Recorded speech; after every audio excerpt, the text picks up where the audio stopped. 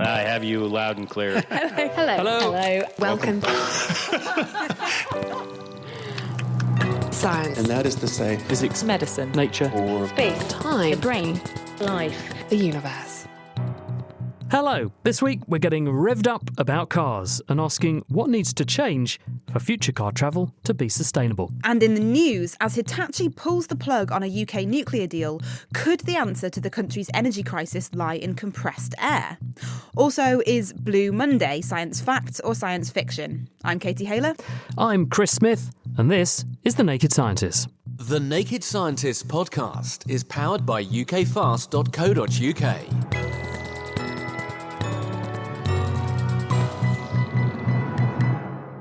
In the UK, we get about 30% of our energy from renewable sources. This number is rising and will help to make a major contribution to reducing the country's carbon footprint. But the problem is that unlike a conventional power station, which we can turn on when we need it, we can't make the wind blow or the sun shine on demand. And when both of these things are happening, we might not actually need the energy that's being produced. Instead, what's needed is an ability to store energy on a massive scale. And this week, UK scientists have published a report that explores the feasibility of using surplus electricity to compress air into underground rock formations. The idea is that the pressurised gas can then be used later to drive turbines and generate electricity. Stuart Hazeldine is one of the authors. In the UK, we're accustomed to having electricity 24 hours a day, 7 days a week. In the past, we've done that by storing energy, by having a great big pile of coal next to a coal-fired power station. And then it's been done for the past 10 or 15 years by having gas pipes coming out of the North Sea gas fields. And when we wanted a bit more gas in the winter to provide heat and electricity, we've basically turned the taps on a bit more and produced more gas. But now our gas production from the North Sea is declining. We're not using coal-fueled power stations anymore because of the carbon dioxide emissions. And we've gone over to building more and more wind power and more solar power. And with wind and with solar power, you cannot control when the electricity comes. So in essence, we need some kind of energy sponge where we can shove surplus energy during the good times so we have a supply for the bad times. That's right. And the good times and the bad times we're thinking about are particularly the difference between summer and winter. We're thinking about storing energy for months at a time. And the mechanism of that storage, what do you have in mind? Well, it's well known that the storage is available for very short time scales with batteries for minutes and seconds. You can also do storage for hours and days with pumping water uphill. We're thinking of using the surplus extra electricity from when it's a very windy day or a very sunny day. We turn that into driving a compressor, compress air, put that down a borehole, and that compressed air spreads out into porous sandstone deep beneath the seabed. So it's filling up like a rigid sponge by compressing more and more air into it. And then how do you get the energy back from the gas you've compressed underground? We basically release the valve, and the trapped gas under pressure in that rock expands back out up the borehole and can then turn a turbine, and turning the turbine generates electricity in a conventional way. Now, how much energy do you think that we can store? We've looked at how much sandstone and how much microscopic pore space there is all around the UK. So what we're looking at is storing a very large amount of energy, and it's equivalent to all of the electricity supply for the UK for about 6 weeks at a winter rate of usage. So that's a huge amount of energy, equivalent to like 10 or 20 coal-fueled power stations running at the time. But of course, this would be much cleaner energy.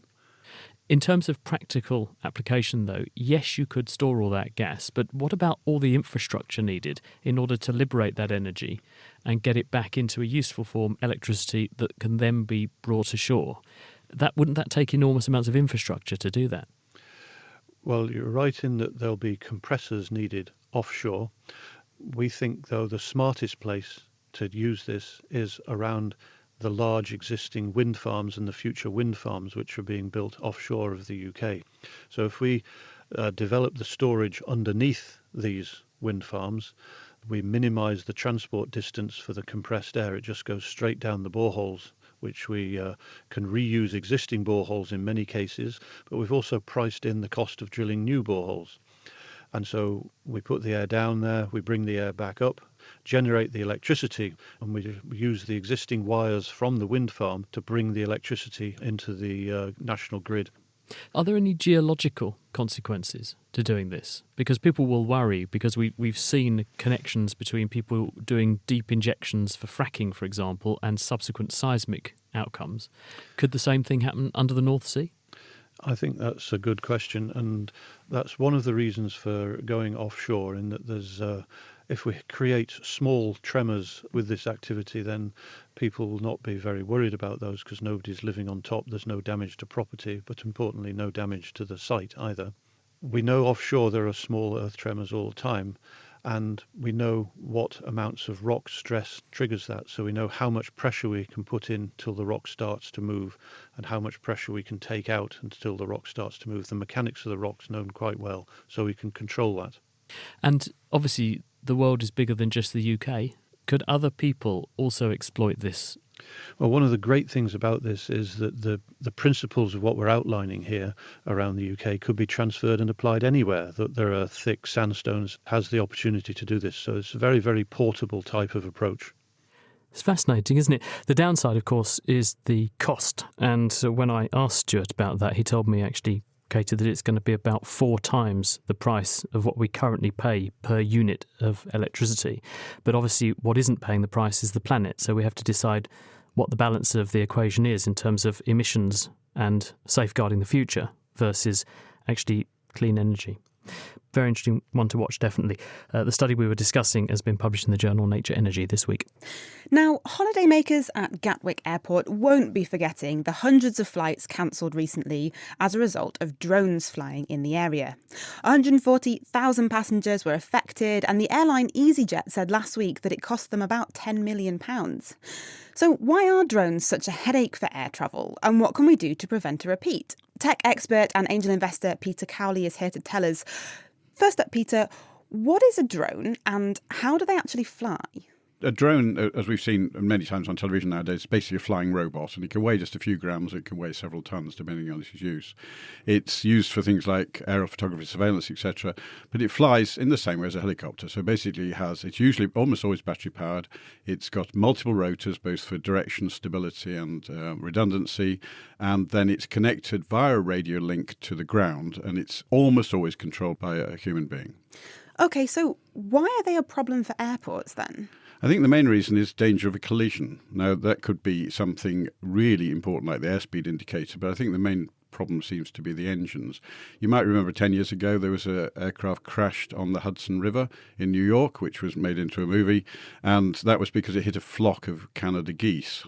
But you've got to bear in mind, this isn't that often. I mean, obviously the drones around the airports are causing a problem, but there are 10 billion birds flying around, most of the time in the US, but there are only a few hundred bird strikes per year. Actually, why do people have drones in the first place? What are they used for? Well, it's fun, isn't it? You weren't here, actually, but I flew on this programme and I uttered a word I shouldn't have done, I missed it. which had to be deleted. And the fact is, Peter, you compounded your naughtiness by then swearing because you said, I swore. Let's go back to the... People have them for a variety of reasons. Surveillance, spotting poachers, for instance, cargo. So they can actually present a real danger in this context. They are heavy. I mean, the CAA in the States said 250 grams is okay to be dropped on from the air. There are other studies which says it's actually a bit more than that. But can you imagine a drone dropping onto one's head? What effect that could have? And the issue, of course, is to get ingested into an engine. What could happen to that engine? So are there restrictions then on where you can fly these things? There are. It's a certain distance away from an airport. The people who are clearly breaking the rules. The issue is trying to catch them, catch the people and catch the drone. So that seems like quite a difficult thing to do. Yes, and first of all, you've got to detect them, and there are a couple of detection methods. There's a very cheap one, costs $5,000, that detects it, tells you where it's from, etc., where it is. But more importantly, there's a way of actually modifying the radio frequency so you can get the drone to land or lose connection with the pilot.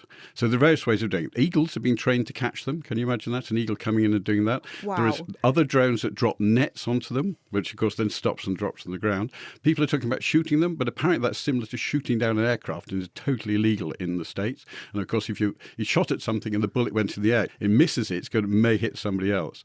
There are jamming machines as well. So there are a number of ways of catching them. destroying them and causing them to crash, none of which really work well enough yet.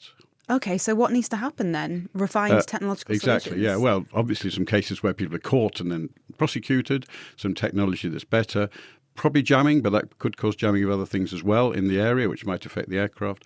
There was a big disruption before Christmas, so society is very much on the side of things changing and improving, and it will happen, but it will take time. I feel this is a bit of a shame, though, because in the same way as the internet was born out of high ideals and has delivered enormous benefit to people, so have drones. But at the same time, the internet is being abused, and now people are bearing down on it, saying we need regulation. And they're saying the same thing about drones now, aren't they? So in the same way that people who liked shooting, for example, have now faced enormous amounts of legislation to pursue a hobby that was safe for them but others have abused, we may see a loss of freedom to fly your drone. This is societal change, isn't it? Talk about the big tech giants, Facebook and fake news, etc. There's a lot happening where society has to learn to control in the way that doesn't remove the flexibility, but at the same time makes it safe for all of us. Peter Cowley, thank you very much. Got a biological brainbuster or a chemical query? Ask the Naked Scientists. I just wanted to know about sleep paralysis. Is it a disorder or condition, and can it be cured? How much energy is in moonlight? And could solar panel technology be used to capture this energy? When you cook food with any alcohol, how much, if any, percentage of the alcohol stays behind? Every Friday, the Naked Scientist and Cape Talk unravel the science behind those weird and wonderful questions you've always wanted to ask. Download and listen for free at thenakedscientist.com/ask, or simply search and subscribe to Ask the Naked Scientist on your favourite podcast app. Still to come, how scientists are looking out for lung cancer, and how far are we from carbon neutral cars? We'll be finding out.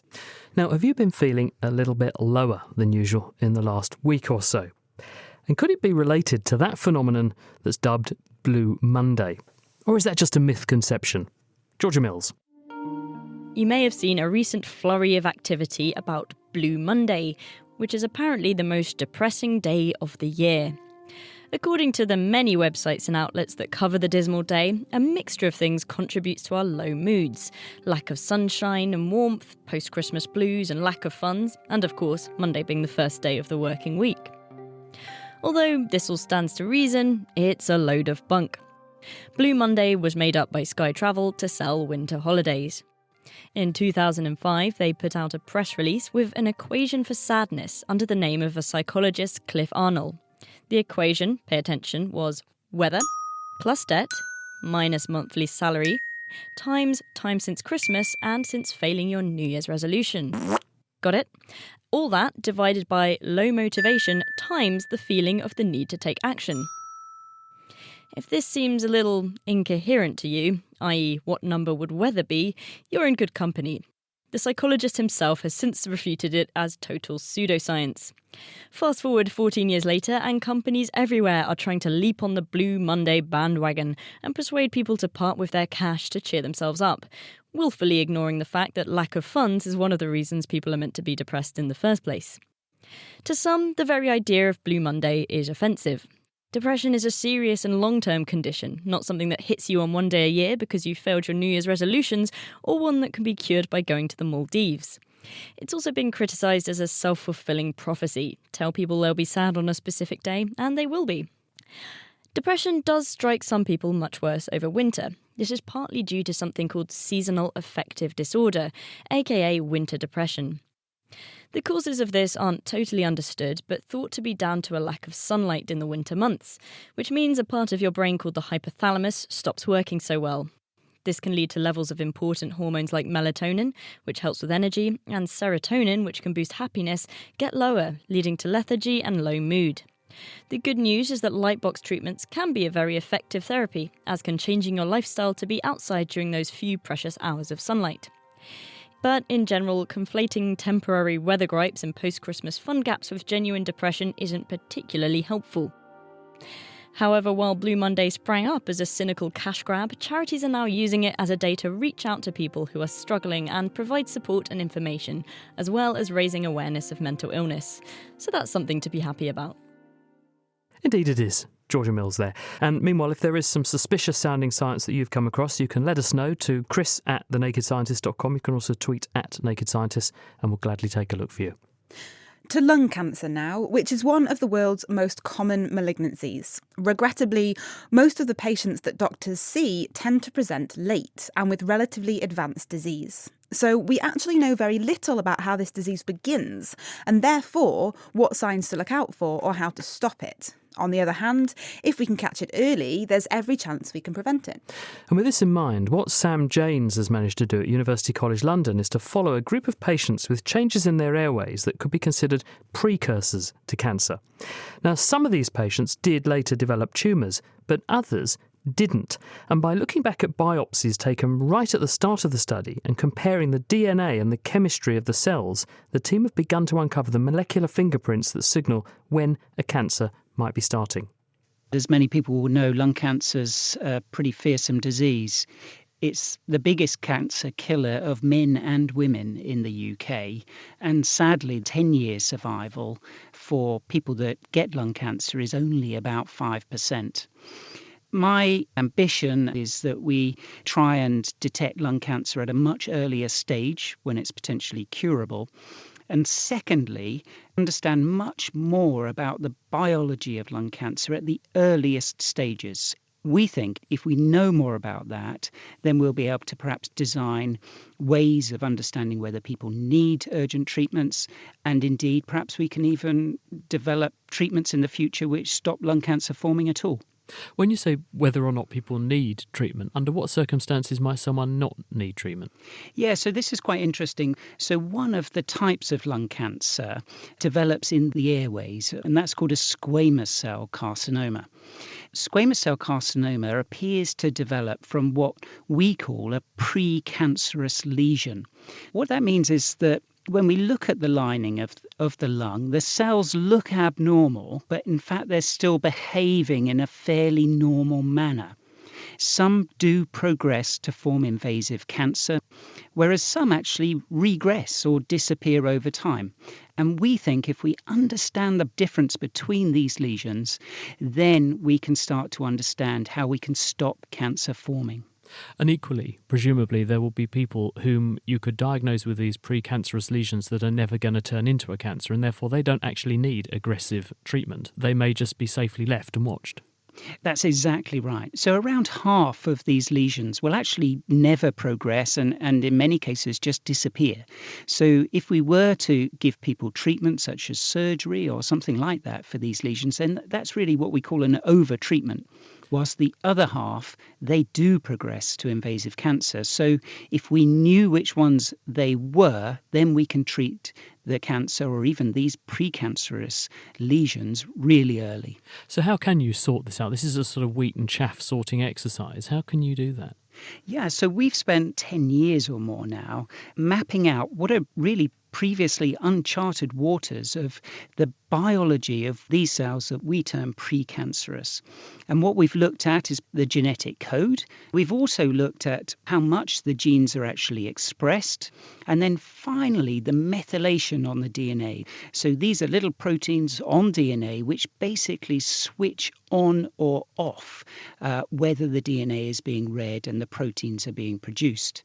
And what we found is really pretty stark, and that is we can really accurately predict whether this lesion will become a cancer in the future. How did you actually do this? Because this is proper patient data, isn't it? Yeah, this is an incredible study, and I owe a huge debt of thanks. Many of these people have actually been coming up to the hospital now for 10 years or more. And what we do is a telescope test where we look down into the lung with a special fluorescent light. And that enables us to see these really early, what we call these precancerous lesions. We can see them because they fluoresce slightly abnormally. We take a biopsy, and from those cells, we then look at their DNA, RNA, and proteins. And then, because you know the outcomes in these people, having watched them for the best part of a decade, you can go back to those samples collected really early and ask, are there any chemical messages or changes in here that would have told me, if I'd known this at day zero, that the outcome for that patient was going to be what we'd seen? That's exactly right. So we very much worked in reverse, where we followed our patients and now we know which of the lesions developed into a cancer and which disappeared. And then we've gone back and got those biopsies out of the freezer, and then we look at the DNA and RNA and proteins to decipher which of those are abnormal in the people that eventually formed cancer. And with what degree of accuracy can you make those predictions? Really pretty good. So 90% accurate. And what have you learned about how these cancers do or don't progress and why they happen in the first place? Yeah, so that's going to be the real challenge, because the amount of data that we've produced and now published in our paper this week in Nature Medicine is enormous. And actually it's going to take us and many groups around the world now to dissect out which pathways and genes we think are the most important, so that we can in the future perhaps develop a therapy or a treatment to target these abnormal pathways. Let's hope so. Sam Jane's there, and the study has just been published in Nature Medicine. Now, guilt time, because at the start of the year, some of us made some resolutions that we were going to be a bit more active. And we certainly need to be, because according to one study, the average Brit spends more than 18 years of their adult life literally sitting on their backside. But why is being sedentary so bad? Izzy Clark has been investigating. James Brown kind of hit the nail on the head. Get up off of that thing. And when it comes to sedentary behaviour, getting up from that thing, whether it's a chair, sofa or any other of your favourite seats for that fact, is good for you. General moving or walking will do the trick, but in true James Brown style, I guess you could also dance till you feel better. And even if you exercise regularly, spending too much time sat down can be bad for you. I do a lot of research on sedentary behaviour, physical activity and its implications for diabetes and cardiovascular disease. That's Paddy Dempsey from the MRC Medical Research Institute in Cambridge. If we break down sitting to its actual behaviour in terms of posture and not burning very many calories, basically when we sit throughout the day, we're not contracting our muscles, and when we're not contracting muscles, there's no metabolic demand on our body, and so that means there's going to be less blood flow to those muscles, and all those things in combination, so low blood flow, low demand for energy, means our bodies aren't really working as efficiently as they should be in a metabolic sense, and over the long term, this can cause problems for our health. The opposite of sitting is being physically active, and when you're being physically active, you're basically stressing various bodily systems, and in doing so, they adapt in a positive way for our health. And basically everything we do that's good for us by being physically active, sitting kind of does the opposite. Oh dear. We also talk about, being physically active also helps your brain as well. Does sitting have an impact on the brain? We do know that physical activity can boost your mood, sharpen your focus, reduce your stress, improve your sleep. And it makes sense that spending a lot of time being inactive and sitting a lot would do the opposite of that. And in a number of our clinical trials that we've run, we have seen anecdotally that participants find that at the end of a day where they've been sitting all day, they feel more fatigued, more sluggish, less mentally alert. And that's an important point, because from a cognitive and productivity point of view, if you're sitting all day and it's affecting your productivity, it's at least an acute reason to be concerned about your mental health in the long term, but I guess also your acute productivity in the workplace. But why does sitting down actually have these negative effects? One way to think about it is sitting's a bit like turning on your brand new Jaguar or Ferrari and letting it idle all day. It sort of gets all gunked up. Things are going to go wrong. And that's not too dissimilar to what's going on in our bodies. Blood's pooling, muscles aren't contracting, and when they're not being used, that notion of use it or lose it is a simple slogan, but with profound implications for health. The large muscles of the lower body are essentially switched off, and the amount of blood circulating slows dramatically. And sticking with the car analogy, our body is a bit like a gearbox. Shifting from neutral, sitting down, straight to fifth gear, the equivalent of a high-intensity workout, is difficult. It's easier if we work through the gears and build up how much we move about. So, how can we do that without the marathon-esque training? I guess you could break it down in terms of what your day looks like. So you get up in the morning, you might have breakfast, and then you've got to get to work. And depending on your context, you may, if you're close enough to your workplace, be able to actively commute to work. So if it's a short trip, you might be able to try walking or cycling, or leaving the car at home. If it's a longer trip, you could try walking or cycling part of the way. So leave your car further away and walk the last bit, or jump on the train and get off a stop early. So there's ways to embed activity into your commute.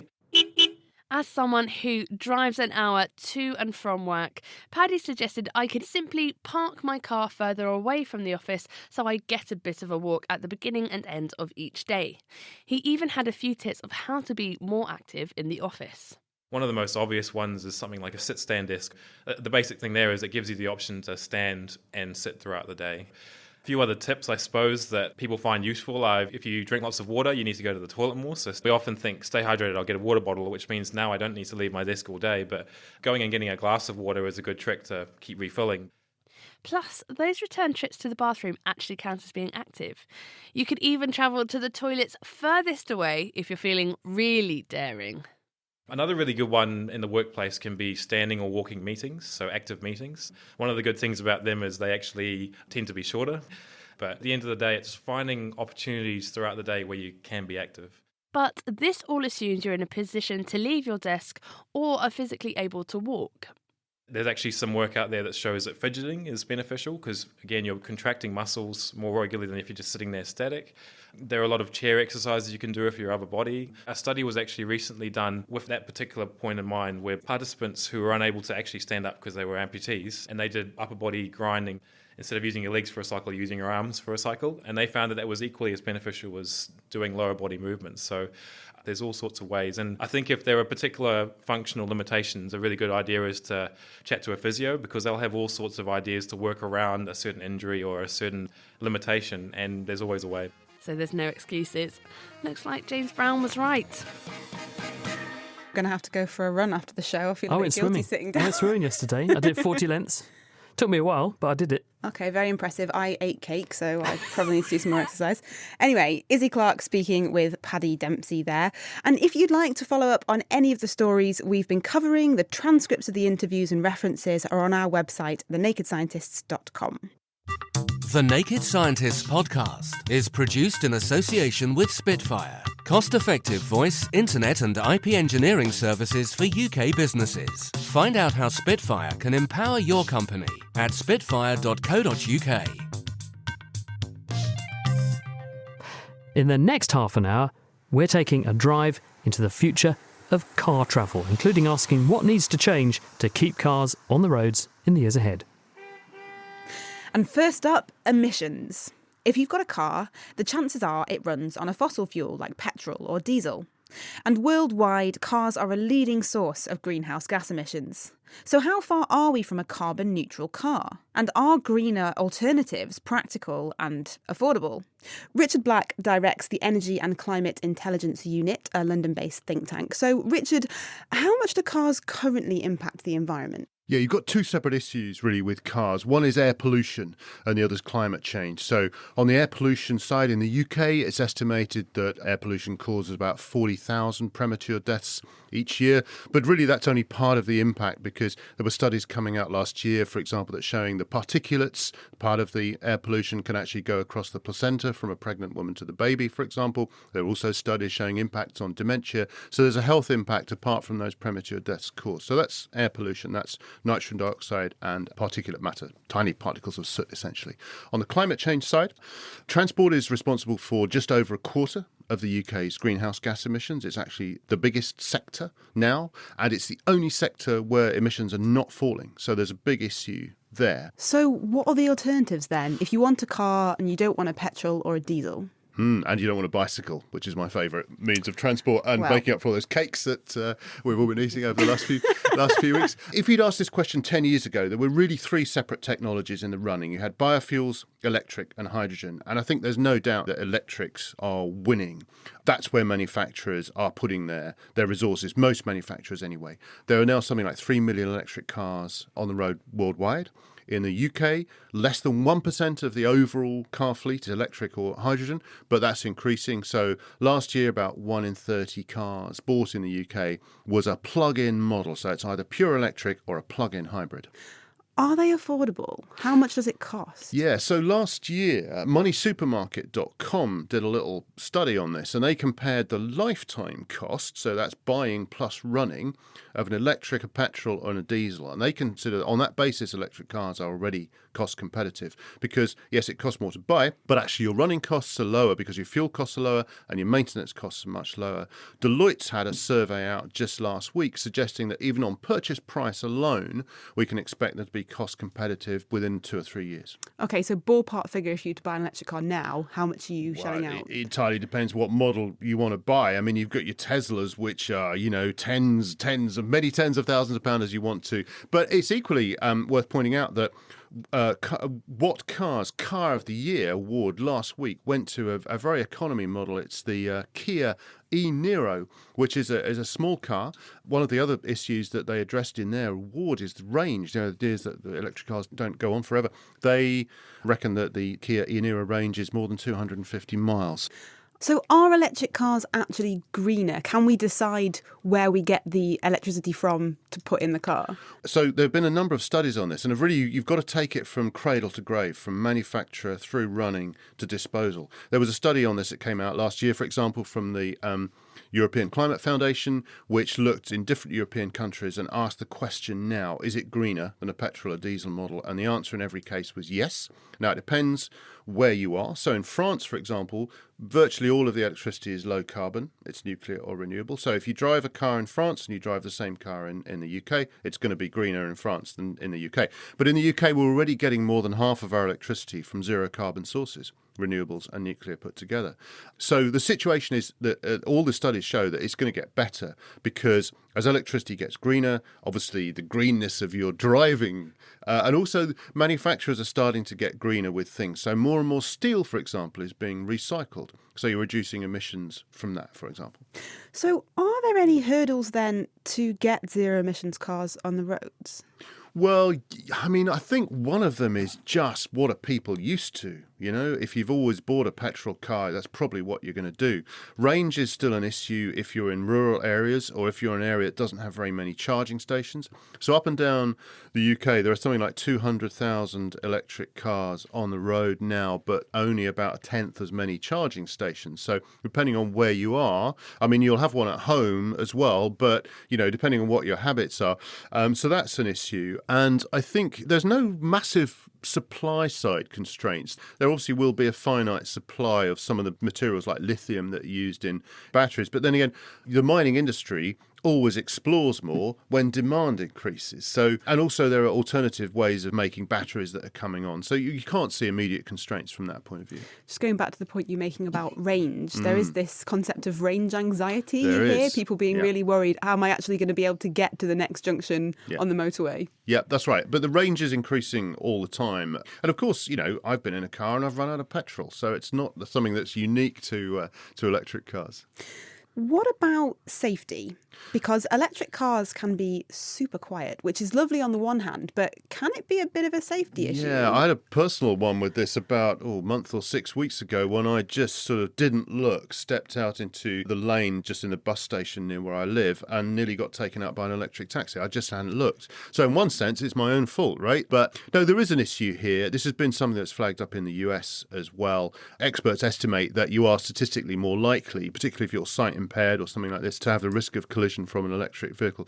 But the European Commission is on top of this in Europe. So within 2 years, basically all electric cars are going to have some sort of alarm fitted, which is going to have to work, particularly when you're at low speeds. Now, when you think about it, is actually an opportunity to do something quite good because petrol or diesel cars, you're left with whatever noise they produce. With an electric car, you can think about what sort of noise is actually going to be the best one to use. So can you, for example, have a noise that tells you more accurately which direction the vehicle is coming from? Yes, you can. So you might even be able to personalise the noise your car makes in the future. Oh my Who gosh, knows? think of ringtones, right? Not sure we want to go there, do we? We'll have to leave it there for now. Richard Black from the Energy and Climate Intelligence Unit, thank you very much. Now, zero emissions cars certainly sounds like a very good idea, doesn't it? But are our towns and cities actually able to cope if, for instance, they were adopted en masse? How might the infrastructure need to change to make electric vehicles viable at that sort of scale? Well, Darren Capes is a transport expert. He's from the Institution of Engineering and Technology. So, Darren, first of all, what's involved in getting the power into the car in the first place? It's simple to say we plug it in, but what are the nuts and bolts of this? That simply is the answer. We plug it in and away it goes. But of course, there's an awful lot of technology behind that. And the way this develops, it's likely to be that more and more charging gets done at home. As range increases, the need for you to charge the vehicle away from home at the shops or at work will reduce, and most people will find themselves charging the car overnight at home. What sort of energy demand, though, Darren? When I plug my car in, how much energy am I transferring from the grid into that vehicle? What's the electrical tank capacity, if you like, in an electric car? It's actually quite high, and it depends the type of vehicle you buy, but it's quite high. But the issue really is how fast you charge the vehicle. And if you want to charge the vehicle very quickly, you end up with a very high amperage, you end up with a very high amount of power. That's quite difficult to accommodate in a domestic setting. If you're willing to charge the vehicle overnight, then that becomes more acceptable. And you find that actually you could charge a vehicle overnight off a 13-amp socket, for example. Depends on the kind of way we want to do this in the future. I know lots of people who live on a street and they park their car on the street. They certainly don't have a cable that they could easily put the car into because their car's off of their property, it's on a street. So we're going to have to think about this, aren't we? Because there's not just the huge amount of energy. Are domestic power lines capable of delivering that amount of energy if everyone in the street plugs in their car at the same time? But there's also how do we get access to the grid in the first place for a parked car? Absolutely, and there are two challenges there. Well, there are three challenges. The first challenge is people tripping over cables draped across footways, which we'd kind of like to avoid. But the two main challenges there are, yes, how do you charge a vehicle when you live in a terraced house? Do we alter street lights? So street lights have plug-in points. Do we put plug-in points in the ground? Do we recess them in the footway? And that's really a challenge that we're working on. And some of the larger cities, certainly some of the boroughs in London, have been looking at that. The second question you raised is the important one about how we actually distribute that amount of power to vehicles. One line of thought suggests that actually we may double the amount of power that we need to provide to homes if every vehicle became electric. This is literally the mains cables might have to double in diameter in order to deliver that much energy. And it probably wouldn't be that because the batteries are becoming more efficient and the way that we use power in the home is reducing. So it won't be that, but it's of that order of magnitude. Actually providing the power in the home isn't a problem, but getting the power to the home is. And we have a distribution network around our cities which just is not ready for that level of electrical usage at the moment.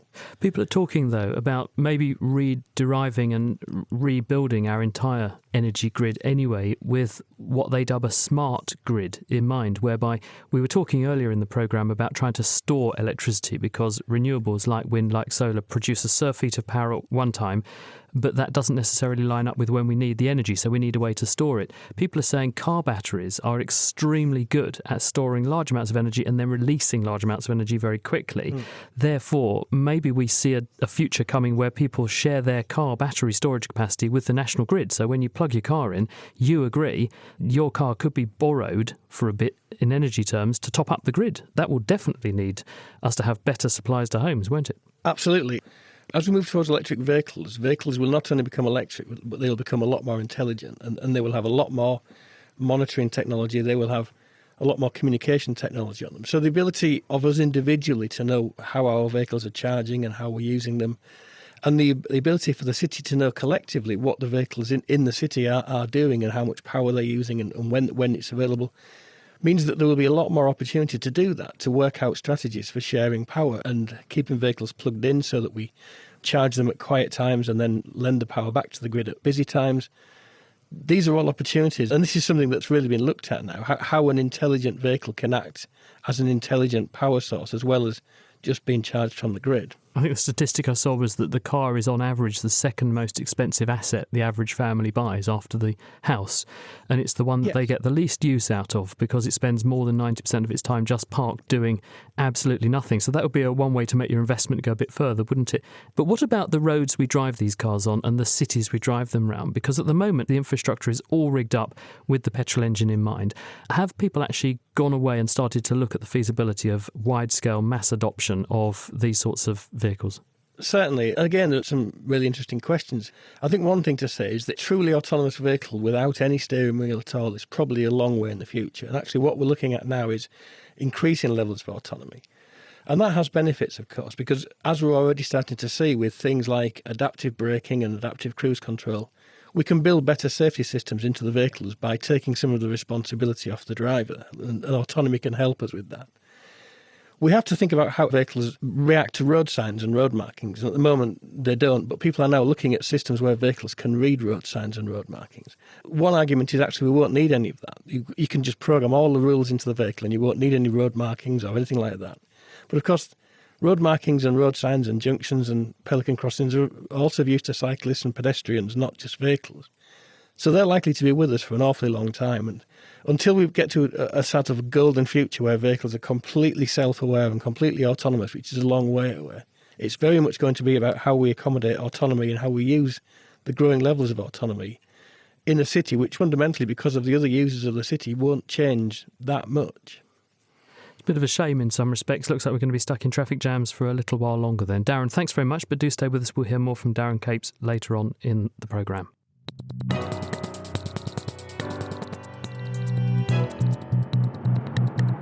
This week, we're putting the future of car travel under the microscope. And also on the way, what language do deaf people think in? Stay tuned to hear the answer. Now, many of us would literally be lost without our sat-navs, but sometimes this technology can literally lead you up the garden path, and other times it loses the lock on the satellite signal at just the wrong moment and you end up on some kind of one-way system and there's no going back. Now, you could look upon it that one positive is at least there is a human behind the wheel keeping things under control. But what about autonomous cars, which will depend upon satellite navigation to determine their position? Will they end up driving into walls or at a standstill because they can't tell where they are? I went to Queen's College in Cambridge to meet Ramsey Farragher, who's developing technology to improve the accuracy of sat-nav positioning. First up, I asked Ramsey, when I dial up a destination on my smartphone, what's actually going on in order to get me there? Firstly, your sat-nav is a radio receiver that picks up satellite signals from space. They come from 20,000 kilometres away, so they're very, very weak by the time they get to your sat-nav. And your sat-nav performs some maths, and it allows the sat-nav to calculate where it is. Then the second important technological part, a layer on top of that, the actual navigation part, that routes you to the destination you want to go. So completely separate to the maths and the science of satellites and radio are algorithms that try to work out the most efficient way for you to get where you want to go from where you are. Now, in theory, this is great, but I can't be the only one who's been taken literally around the houses by my sat-nav. How accurate are they? You can have all sorts of issues. So there might be a bug in the routing algorithms and the navigation part. The GPS might be suffering problems. And when you're in cities, it's quite likely that the GPS part will be suffering problems. The basic accuracy of the sort of GPS chip that's in your sat-nav is about 1 metre on a very good day if you're stood on top of a mountain with perfect clear view of the entire sky.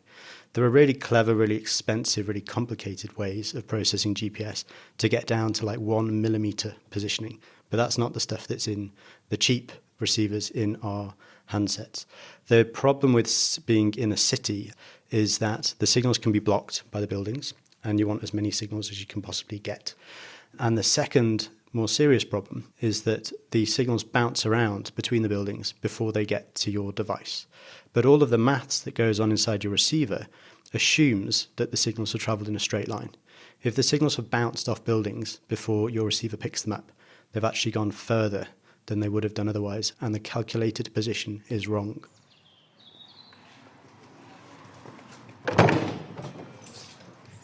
So we've come out to the back of Queen's College. Which road are we on? I think this one's called Queen's Lane, conveniently. But yes, it runs down the side of Queen's College and round the back of St Catherine's and past King's College as well. So we're in a very narrow street, and we're in what, in my world, we call an urban canyon. And it means that, as you can see, we have a very thin strip of the sky above us. So we can't see the entire set of satellites that are up there. And that's one problem. You want a really good geometry to get a good position fix. You want the satellites to be in all angles in the sky. But these walls on either side of us are making the signals bounce repeatedly before they come down to the ground. So the signals from the sides have travelled further than they should have done. And that's why when we look at the little dot on the map as we walk along, you'll see that it's not actually doing a good job of keeping us in the passageway. As you can see, it thinks we're inside St Catherine's College at the moment, and we're not. and it's just moved to the other side of the street. It's not even on the street now. Yeah, that's bouncing around 15 metres either side of the road. If we took this receiver to the top of a mountain, it would be accurate to a couple of metres. But it's giving us a 15-metre error just because of these buildings around us. Famously, no mountains in Cambridge. Exactly. So we're going to test not just the little blue dot, but how your phone is actually going to direct us somewhere. So King's College Chapel is a very nice destination to pick. Once it's found the route, we'll get going. Turn right onto King's Lane. It's certainly putting us near Queen's Lane. It still thinks we're in the middle of St Catherine's College, but it knows that we need to get ourselves onto King's Lane. Even though the GPS bit is struggling at the moment, the routing algorithms that plan the quickest route from A to B are still able to do their bit, even if the GPS is a bit wonky. Turn right onto King's Lane. Of course, this is all very well. For a human, you can just use your common sense and say, I'm not in St Catherine's College, I'm outside on the street.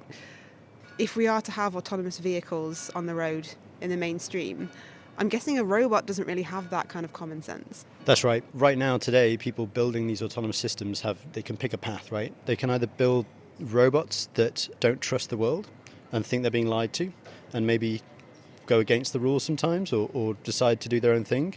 That might be a dangerous path for us to go along. Or we make the sensors and the technology that the robots rely on much more reliable and make them tell the truth more often. This is actually a key thing my company is doing. The software change that we make to GPS receivers, we prevent the GPS receiver from lying to the rest of the system. So we give an error estimate that's true and we improve the accuracy as well. And so that increase in integrity is what's really important for autonomous vehicles. So they don't mind being told an inaccurate measurement as long as they're told that it has a large error on it. The big problem is if you pass some measurement to an autonomous platform which has a very small error, but in fact was a very wrong measurement. So high integrity sensors are what are needed to ensure that the future autonomous vehicles are as good as we are. So we managed to successfully navigate our way back to your office, even though your GPS got lost. I mean, we obviously knew where we were going. How can SatNav be made more accurate? So the good news is there's 3 important changes that are coming that will make GPS much better for both us humans and for the coming robots as well. So the first one is simply that the more satellites there are in the sky, the better the performance you get. And we all call SatNav GPS sometimes casually. GPS is the American system.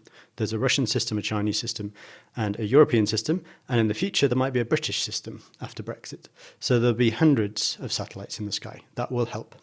The second important change coming is that the satellites do improve gradually over the decades and have new technologies in them. And there is a new signal type that is rolling out at the moment, and the fundamental performance of that new signal type is about 10 times higher than what we get today. So up on a mountain, you'll get 30 centimetre accurate positioning instead of sort of 1 to 2 metres. In cities, you'll still have the problems that we've already discussed about the signals bouncing around and them being extra path length in there and the maths being a bit wrong for cities. And so the third important change is the sort of change that my company is providing, where we provide a software upgrade to GPS receivers that changes how they work, accounts for the sort of physics that goes on in the cities. That means that the receiver can cope and understand and deal with signals that come from different directions and aren't coming from the satellite itself. Over the course of the next few years, all of those things will come together to provide much better performance in cities than we have at the moment. Ramsey Farragher there. So maybe I should take my parents' advice, Chris, and keep a trusty printed map in the car just in case. I do the same, Katie. Now, so far, we've looked at the scale of the pollution problem it can be caused by cars and also how electric vehicles might be able to help. But before we all go rushing off and buying one, are the days of car ownership on a personal level and also car driving full stop numbered? Well, still with us are Richard Black from the Energy and Climate Intelligence Unit and Darren Capes, who's from the Institution of Engineering and Technology.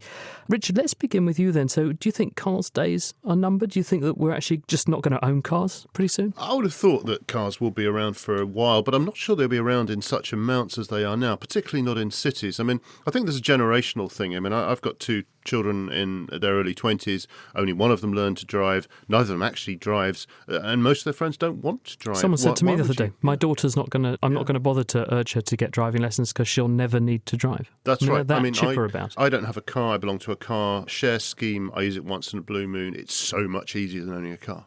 Darren? Yeah, I think that's right. There's a lot of interest now in what we call mobility as a service. You basically use the car when you need it, and you maybe don't own it. And this is kind of what car share is. And I think as technology grows, that will just get more complex. And we may well see the point at which the car turns up, it takes you for the journey you want, you get out, and it goes off and it fulfills somebody else's journey. I mean, notwithstanding what we were saying earlier about the idea of you're lending your car battery to the national grid to help that topped up, I must admit I do feel a significant pang of guilt when I'm sitting in the traffic jam in my car with my one passenger, me, in it, and there's this enormous jam with I don't know how many hundreds of cars that look identical. Having a car share scheme where cars arrive, pick you up, take you where you want to go would give it all the convenience and none of the disadvantages, wouldn't it? I think it's also worth remembering that cars may get a lot more expensive as they get more technology on board. You can't imagine somebody like EasyJet buying a very high-tech, very expensive aeroplane and only using it 5% of the time, which is kind of what we do with cars. So in the future, it may be that to get the benefits from the technology, cars will become more expensive and they will make more sense as a shared proposition. Richard? Yeah, I think it's that fact that you mentioned earlier, Chris, that does make a nonsense of the way we do things now. As you said, cars are expensive and we leave them on the driveway, so why not share them? One key thing here about autonomous cars is safety. We've already had these stories from the States, for example, where, cars that are being driven in autonomous mode have collided with pedestrians, and you don't need that to happen too often before politicians, not to mention people, become very, very scared of that. So I'm comfortable. I'm going to be driving for a little while yet.